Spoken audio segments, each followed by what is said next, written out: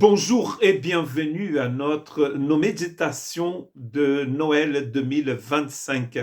Et nous sommes en train de méditer dans les textes de Nine Lessons and Carols.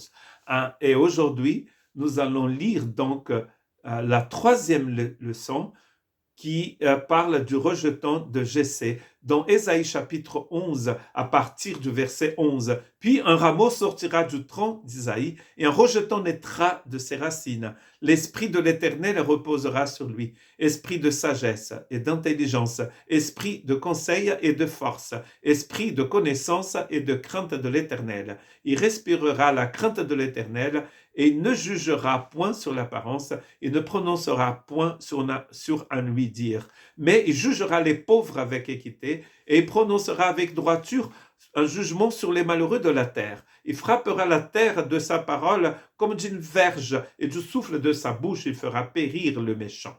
La justice sera la ceinture de ses flancs et la fidélité la ceinture de ses reins.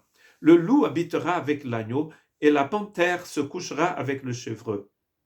Le veau et le lionceau et le bétail qu'on engraisse seront ensemble et un petit enfant les conduira. La vache et l'ours auront un même pâturage, leurs petits un même gîte, et le lion, comme le bœuf, mangera de la paille. Le nourrisson s'abattra sur l'antre de la vipère, et l'enfant sevré mettra sa main dans la caverne du basilic.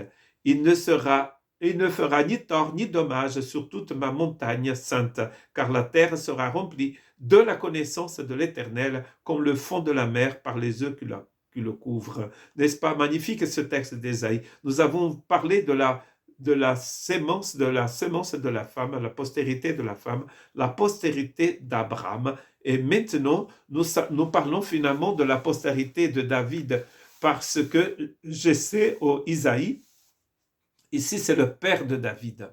Un rameau sortira du tronc d'Isaïe.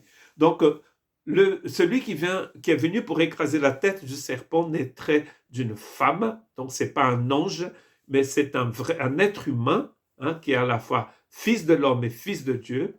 Il viendrait de la postérité d'Abraham, de la semence d'Abraham, et maintenant, de tous les enfants d'Abraham, de tous les descendants d'Abraham, il va venir de la famille de David. David a vécu à peu près 1000 ans avant la naissance de Jésus.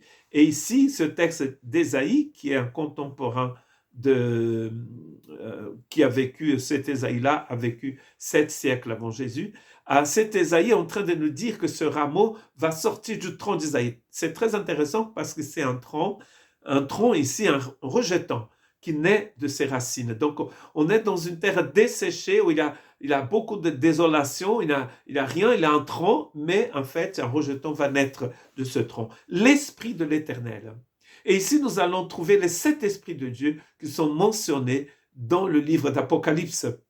L'esprit de l'Éternel, esprit de sagesse, esprit d'intelligence, esprit de conseil, esprit de force, esprit de connaissance, esprit de la crainte de l'Éternel. Les 7 esprits de Dieu, l'esprit de Dieu qui habite dans le Messie. Le Messie est rempli de l'esprit de Dieu. Il a les 7 esprits de Dieu, comme nous explique Apocalypse.